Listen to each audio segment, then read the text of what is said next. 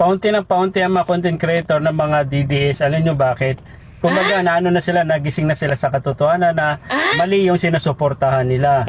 No, kumbaga, unti-unti nang bumabagsak ang mga Duterte. Kaya yung mga Duterte na content creator, o masabi natin mga vlogger, bumabaliktad na, pumupunta na kay PBB. Pero make sure, pag bumaliktad po kayo, kumbaga talagang desidido kayo, no? Kumbaga nagising kayo. Wala namang masama kasi nabudol kayo no? Marami namang nabudol Halos lahat naman tayo nabudol sa mga Duterte.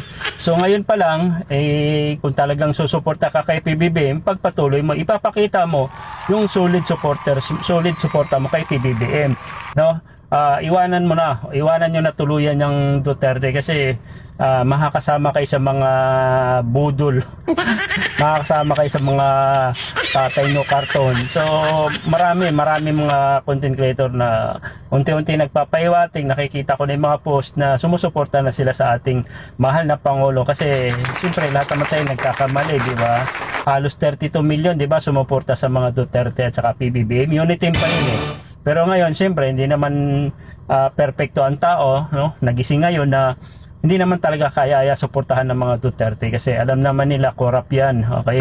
So, hindi talaga akma, no? Hindi akma ang mga Duterte magpapatakbo sa bansa natin.